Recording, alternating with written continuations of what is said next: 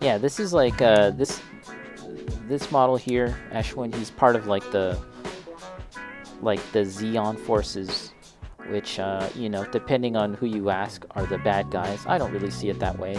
Not in as much as like the Earth Federation forces are often regarded as the good guys. Again, I don't necessarily always see it that way.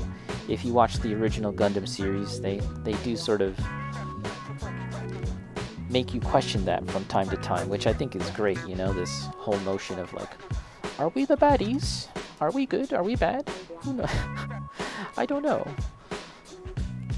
But yeah, this is the Xeon forces, and I tend to like the Xeon designs a bit more because they're less like heroic, they're less toyetic. Maybe you want to phrase it that way. They look more like something intended for war. I enjoy those kind of designs, and again, like it kind of harkens back to something like this and the Machining Krieger line. Um, you know, these things don't really look like they're toys. They don't really look like they're supposed to be, you know, selling like hotcakes off the shelves, right? Clearly, they're not very popular in that sense, and that's something kind of strangely built into the fiction of Gundam itself that I find very interesting, even with the Thunderbolt series. We were talking about Thunderbolt earlier, and there's this scene, and it's disturbing.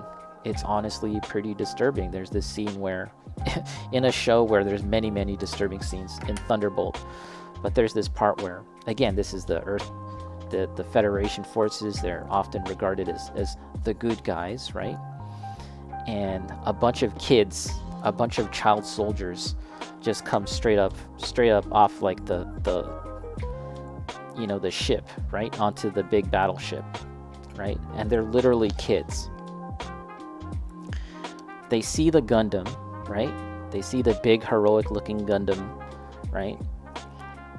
And it's just being maintained. It's just being like under maintenance.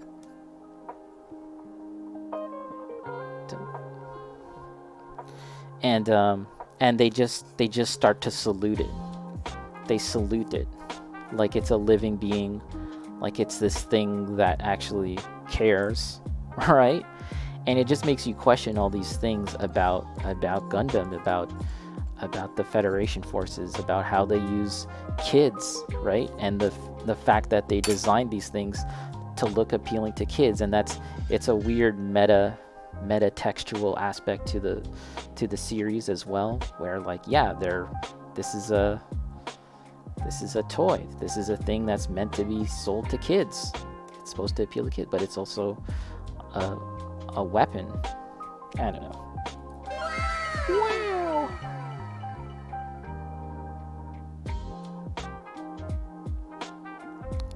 Purple Xeon did nothing wrong. Ashwin, I'm watching a video on Tekken 8 predictions and has clips of Tekken 7 and the graphical leap. Yeah, for sure. Purple Day have way cooler suits. Yeah. VFX, Dirty Fetty, Xeon Scum. Either way, yes. Ashwin, that wow was in response to your comment on the metatextual nature of Gundam design within the Gundam lore. Yeah, you know, whether by design or by accident, that's how it happened, right? It's a toy or a series of models that are intended to appeal to younger people. You know, we're all grown-ups here. We're all playing with our toys. And really, grown-ups are the only ones that can afford the big, nice ones. But at the end of the day, you know, you're supposed to get them while they're young. And that was definitely the case for many of us. They got us while we were young. But you watch that original series, and they definitely make a point of highlighting that, not in very concrete, specific terms, but this idea that it's messed up that these good guys would send kids to war, because by way of contrast, all the